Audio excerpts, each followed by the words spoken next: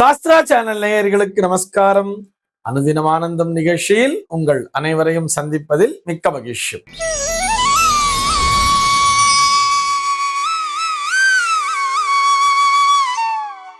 இன்று 21/11/2025 இந்த நாள் குறித்து பஞ்சாங்கம் என்ன சொல்றதுன்னு பார்க்கலாம் வாங்கோ. இன்றைய தினம் விஸ்வாவசுவருடம் கார்த்திகை மாதம் 5ஆம் தேதி வெள்ளிக்கிழமை. திதி பார்த்தோம்னா வளர்பிறை பிரதமை திதி மதியம் 2:47 வரைக்கும் இருக்கு.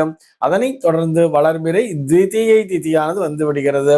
இன்னைக்கு நட்சத்திரம் பார்த்தோம்னா அனுஷம் நட்சத்திரம் மதியம் 1:53 வரைக்கும் இருக்கு. அதனை தொடர்ந்து கேட்டை நட்சத்திரம் என்பதும் வந்து விடுகிறது. மதியம் 1:53 வரை, அதாவது அனுஷம் நட்சத்திரம் இருக்கின்ற வரை இந்த நாளானது ஒரு சித்த யோகம் கூடிய நாளாக இருக்கிறது. அதனை தொடர்ந்து மரண யோகம் என்பதும் வந்து விடுகிறது. இது போக பஞ்சாங்கத்திலே வரக்கூடிய யோகம் அப்படின்னு சொல்லி பார்த்தோம்னா இன்றைக்கு அதிகண்டம் அப்படிங்கிற ஒரு நாம யோகம் காலையில 10:38 வரைக்கும் இருக்கு. அதனை தொடர்ந்து சுகர்மம் அப்படிங்கிற ஒரு நாம யோகமானது வந்து விடுகிறது. கரணம் பார்த்தோம்னா இன்னைக்கு பவம் அப்படிங்கிற ஒரு கரணத்தை கொடுத்திருக்கா. இந்த நாளானது ஒரு சமநோக்கு நாளாக அமைந்திருக்கிறது. இன்னைக்கு என்ன ஸ்பெஷல் அப்படின்னு சொல்லி பார்த்தோம்னா இன்றைய தினம் பஞ்சாங்கத்திலே இஷ்டி அப்படிங்கிறத கொடுத்திருப்பா. ஒவ்வொரு பிரதமை திதி நாளன்றுமே நம்ம இந்த இஷ்டிங்கிற வார்த்தையை பார்த்துட்டு வரும். யாகாதி கிரியைகளை செய்பவர்களுக்கு உகந்த நாளாக இந்த நாளானது அமைந்திருக்கிறது என்பதுதான் அந்த வார்த்தைக்கான பொருள். இது போக இன்றைய தினம் சந்திர தரிசனம் அப்படிங்கிறத கொடுத்திருப்பா. சந்திர தரிசனம் இன்றைய தினம் மாலை 5:35 முதல் மாலை 6:30 வரையில் அந்த சந்திர தரிசனத்தை நாம் செய்ய இயலும்.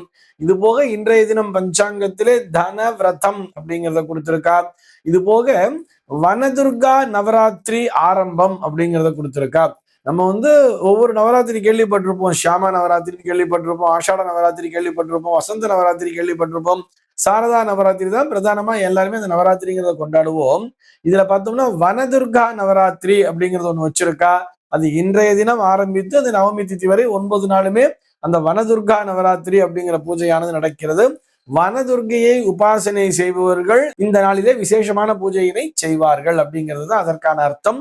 ஆக வனதுர்கா, அதாவது வனதுர்கா ஆலயம் எங்கெல்லாம் இருக்கோ அங்க போய் நம்ம இந்த நாள் முதல் அடுத்த 9 நாட்களுக்கும் தொடர்ந்து பூஜை செய்யலாம் அப்படிங்கிறதுக்காக நினைவூட்டுகிறோம். இது போக இன்றைய தினம் பஞ்சாங்கத்திலே மார்கசிர சுத்த பிரதமை அப்படிங்கிறத கொடுத்திருப்பா. இது என்ன மார்கசிர சுத்த பிரதமைன்னு சொல்லி பார்த்தோம்னா சாந்திரமான மாதங்களிலே வரக்கூடிய மார்கசிர மாதத்தினுடைய முதல் நாளாக இந்த நாளானது அமைந்திருக்கிறது என்பதுதான் அதற்கான பொருள். இது போக பஞ்சாங்கத்திலே அதிதி அப்படிங்கிறதையும் கொடுத்திருக்கா.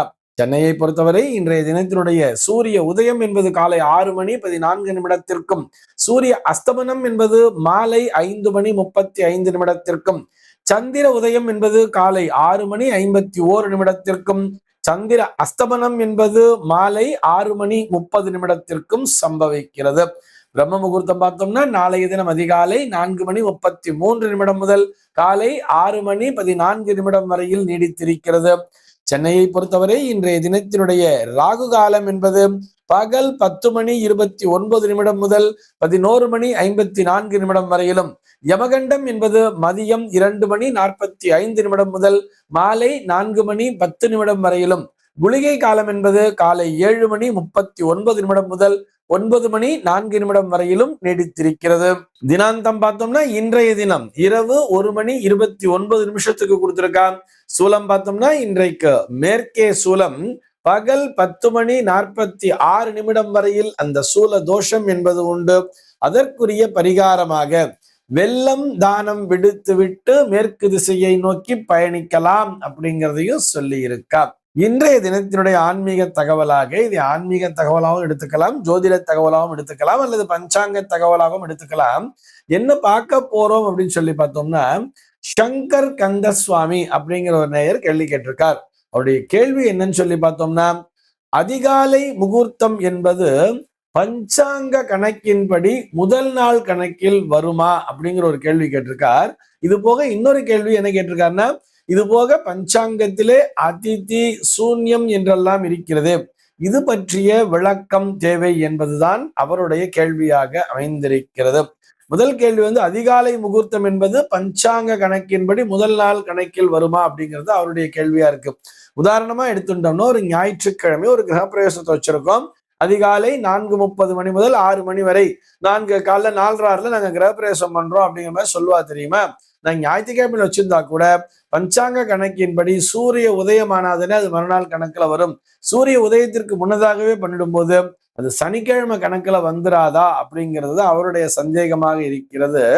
அதாவது நாள் காட்டி அப்படிங்கிறது வேற, பஞ்சாங்க கணக்குங்கிறது வேற, தர்மசாஸ்திர கணக்குங்கிறது வேற. இது இரண்டையும் நாம் பிரித்து பார்க்க வேண்டும். இங்கிலீஷ் கேலண்டர் படி பார்த்தோம்னா நமக்கு நைட்டு 12 மணி ஆயிட்டாலே மறுநாள்ங்கிறது பிறந்ததுன்னு சொல்றோம்.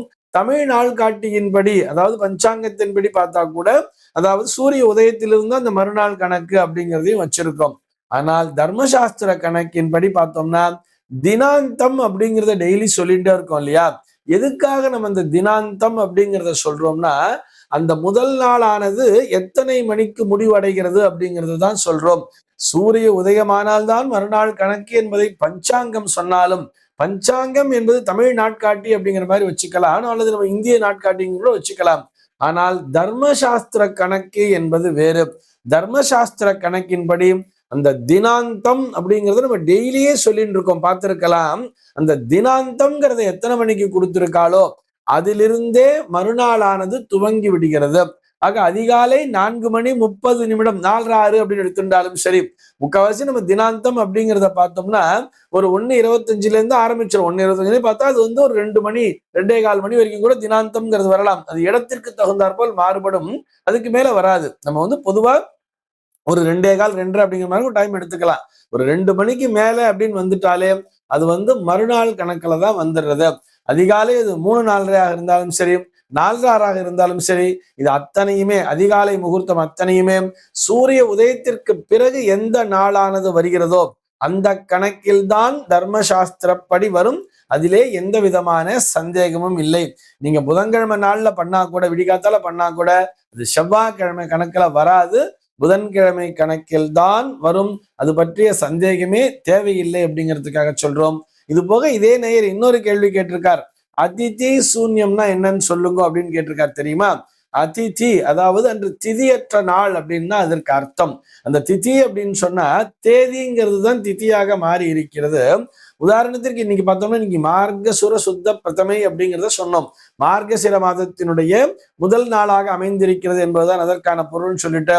ஆனால் அதிதிங்கிறது எதுக்காக கொடுத்திருக்கா, சூன்யம்ங்கிறதுலாம் எதுக்காக கொடுத்திருக்கான்னு சொல்லி பார்த்தோம்னா சார்த திதின்னு சொல்லுவா தெரியுமா. சார்தம் என்றால் முன்னோர்களுக்கான வழிபாட்டு நாள் நமக்கு தெரியும். அந்த சார்த திதி அதாவது போன வருஷம் இதே நாள் அதாவது இந்த பிரதமை திதி அன்னைக்கு ஒருத்தர் இறந்திருக்கார் அப்படின்னு சொன்னா அவருக்குரிய சார்தமானது இந்த நாளிலே வராது. அதிதி அப்படிங்கிறத கொடுக்கறதுனாலே அது நேற்றையே அவருடைய அந்த பிரதமை திதியானது சென்று விட்டு இருக்கும் அப்படிங்கிறதுக்காக சொல்றோம்.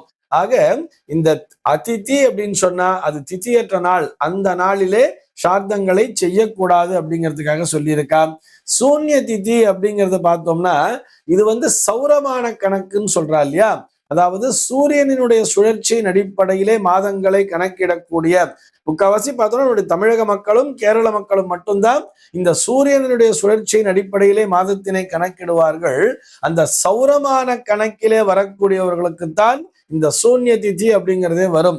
சாந்திரமான கணக்கினை எடுத்துக்கொள்பவர்கள், சந்திரனுடைய சுழற்சியின் அடிப்படையிலே சாந்திரமான கணக்கிலே செயல்படுபவர்களுக்கு சூன்ய திதி என்பதே கிடையாது என்பதையும் நினைவிலே கொள்ள வேண்டும்.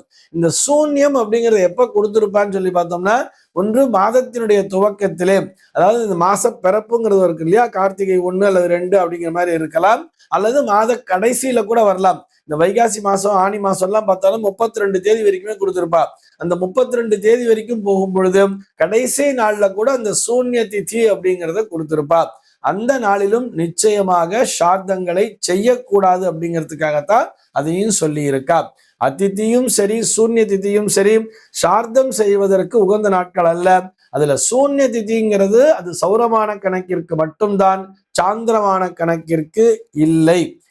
இந்த தகவலோடு இன்றைய தினம் உங்களிடமிருந்து நான் விடைபெற்றுக் கொள்கிறேன். மீண்டும் உங்கள் அனைவரையும் நாளைய தினம் ஒரு புதிய தகவலோடு சந்திக்கிறேன். அன்பர்கள் அனைவருக்கும் அனுதினமும் ஆனந்தமாய் அமைய பிரார்த்திக்கிறேன்.